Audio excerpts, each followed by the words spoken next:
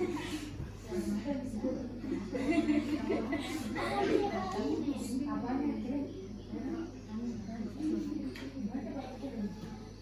everyone, are you ready tonight? Yes! Girls, ada sebuah kalimat bahwa senyum itu sedekah. It's right? Yes! Of course, if you smile, that means you give a religious smile. Jika kalian tersenyum, berarti kalian sedang bersedekah. It's right? Yes! إذا تبسمنا كثيرا لأننا نقوم أمام كنا لتكلم بعض الكلمات يعني سنقرأ البرنامج في هذا الليل. Para MC yang senyumnya semanis bola, Para hadirin yang semangatnya luar biasa, Kami di sini untuk meramaikan suasana, bukan untuk bahan lelucon. Yang terhormat, para dewan juri yang arif dan bijaksana. Tak lupa para mentor yang effort dan hebat. dan teman-teman seperjuangan. Bismillahirrahmanirrahim. Assalamualaikum warahmatullahi wabarakatuh. Waalaikumsalam warahmatullahi wabarakatuh. Alhamdulillahi Rabbil Alamin. Alhamdulillah hamdan katsiran mubarakan fihi awala 'alan nas. Asyhadu an la ilaha illallah wa asyhadu anna Muhammadan abduhu wa rasuluhu. Amma ba'd. So the first, let us praise and thank the presence of Allah Almighty for the abundance of grace and the joy that all of us can still gather in this beautiful night. Salawat and greetings, do not forget to say for our Prophet Muhammad sallallahu alaihi wasallam, Allahumma shalli ala Muhammad. who has brought us from the darkness to the lightness in the era of bright light today. For the Islamic, may we all get intercession in the end. Amin. Alhamdulillah, puja dan puji syukur atas kehadirat Allah Subhanahu wa taala yang telah memberikan kita rahmat taufik serta hidayahnya sehingga kita masih bisa berkumpul di bulan suci yang penuh mubarakah ini dalam melaksanakan acara Musabaqah Syarhil Quran Santriwati Pondok Pesantren Nurut Tauhid. Sebelum kita melanjutkan acara pada malam hari ini, maka perkenankanlah kami selaku pembawa acara untuk membacakan susunan acara pada malam hari ini. Acara pertama, pembukaan. Yang kedua, penampilan Musabaqah Syarhil Quran. Yang ketiga, penilaian dewan juri. Dan yang terakhir, penutupan. The first agenda is opening. Al-Barnamijul Awal Al-Iftitah. Marilah kita bersama-sama membuka acara ini dengan mengucapkan kalimat basmalah. Bismillahirrahmanirrahim. The second agenda is reference of Musabaqah Syarhil Quran. Al-Barnamijul Tsani Zawrul Musabaqati Syarhil Quran. Acara selanjutnya, penampilan Musabaqah Syarhil Quran. Kepadanya kami persilahkan.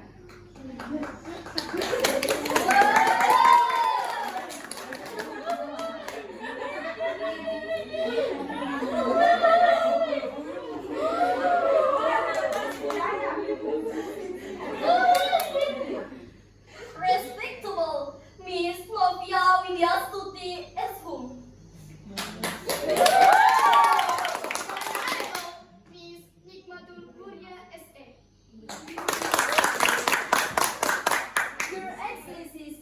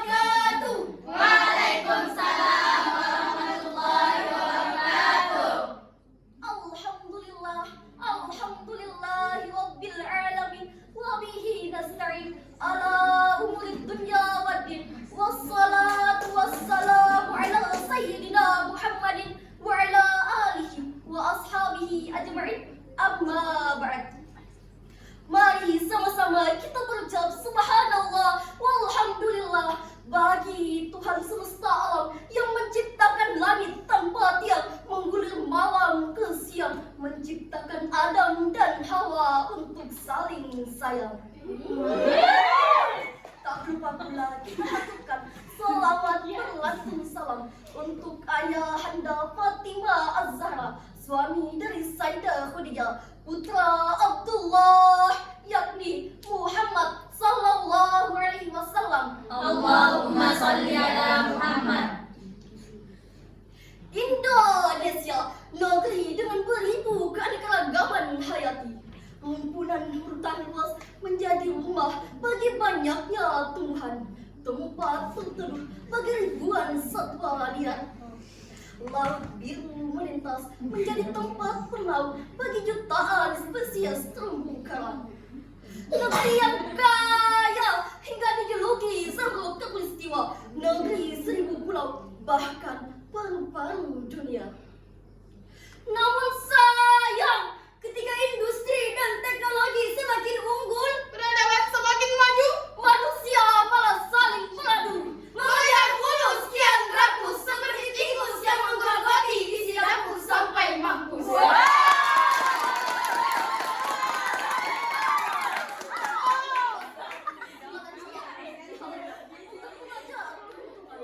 Allah menjadi salah satu sasaran kerusakan demi memenuhi nafsu manusia yang tak ada habisnya atas dasar narasi di atas. Saya sebagai pemandu Maulida Salsabila atau bisa dipanggil Syatik Nanjelit.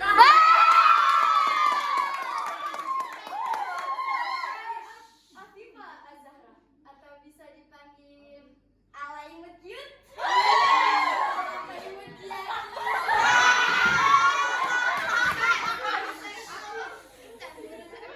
Bisa dipanggil sayang.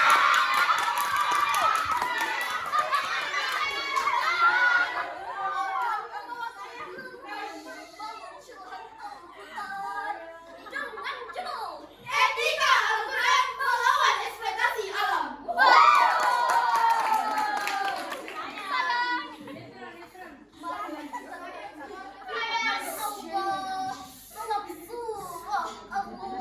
Ayat 41 yang berbunyi,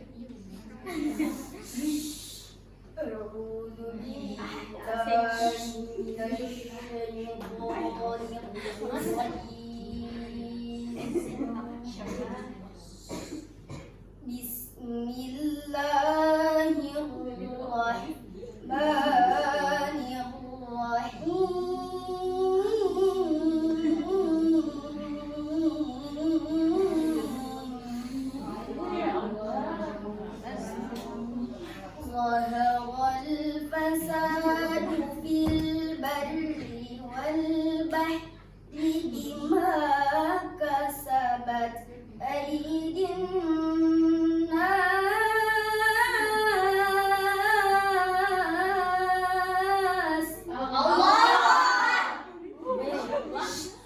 بما كسبت أيدي الناس ليذيقهم بعض الذي عملوا لعلهم يرجعون.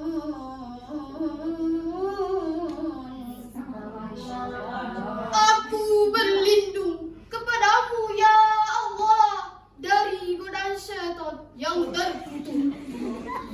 Dengan menyebut nama Allah yang Maha Pengasih lagi Maha Penyayang. Telah tampak kerusakan di darat dan di laut disebabkan perbuatan tangan manusia. Melalui hal itu, Allah membuat mereka merasakan perbuatan mereka agar mereka kembali ke jalan yang benar. Tentu ayat tersebut sangat relevan di negeri kita, bahkan di seluruh dunia. Menurut Dr. Muhammad Quraisyhab dalam kitab Al-Misbah jilid 11, ayat ini menjelaskan kata fasad berarti kerusakan yang meliputi ekosistem dan atau lingkungan dan kerusakan moral di bumi. Bima kasabat aidin nas berarti sepenuhnya adalah karena perbuatan manusia, dan melalui tanda-tanda kerusakan yang nampak itu liyuziqhum la'allahum yarji'un. Ada kasih sayang Allah yang ingin kita kembali ke jalannya. Semua itu hanyalah bagian kecil dari teguran Allah secara fisik agar mengembalikan kita ke jalan yang lurus. Al-akhwatil mahbubah. Ayat ini menghubungkan ayat ini. Jika kita hubungkan ayat ini dengan realita yang terjadi sekarang, maka kita akan menemukan fakta bahwa setidaknya per tahun 2026 ini deforestasi sudah melenyapkan 11 juta hektar hutan di Indonesia. Apa itu deforestasi? Deforestasi adalah penebangan hutan besar-besaran untuk alih fungsi lahan yang tadinya hutan menjadi non-hutan untuk suatu kepentingan. Contohnya, pertambangan, permukiman, dan aset-aset penghasil uang lainnya. Hal ini menjadi faktor utama yang membuat habitat dari ribuan satwa lenyap, bahkan mengakibatkan beberapa spesies langka punah. Miris, tidak ada yang bisa disalahkan. Siapa yang harus dimintai pertanggungjawaban jika semua menutup telinga, mata, bahkan bungkam atasnya? Seolah tak cukup di daratan, manusia juga mencemari lautan. Lautan yang dulunya menampakkan keindahan di dasarnya, kini popok bayi dan botol kecap pun ikut berenang bersama.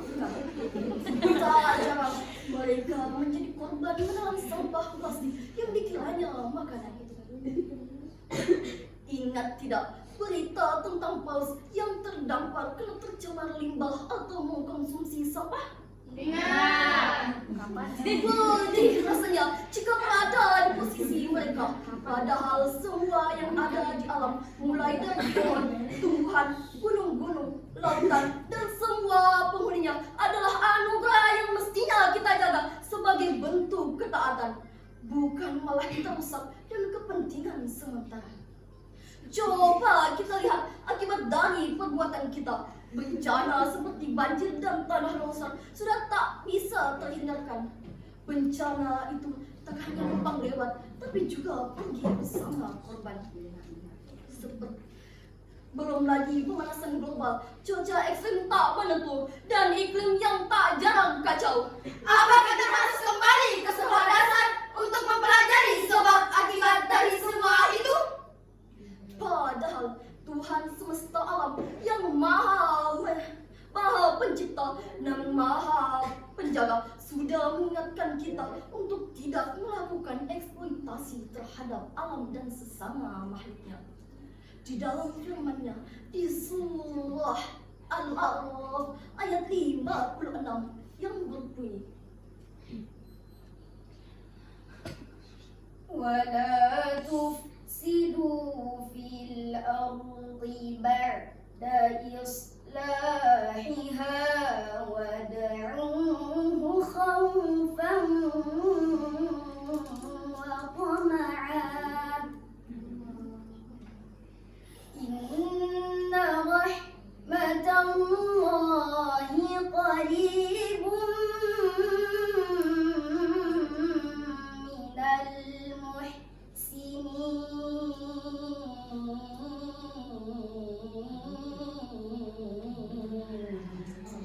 صدق الله العظيم. Janganlah kamu berbuat kesalahan itu. Selagi ada dengan baik, berdoalah kepadanya dengan rasa takut dan penuh harapan. Sesungguhnya rahmat Allah sangat dekat dengan orang-orang yang berbuat baik. Maha benar firman-Mu ya Allah, Maha Agung. Ayyuhal hadirun minal kiram.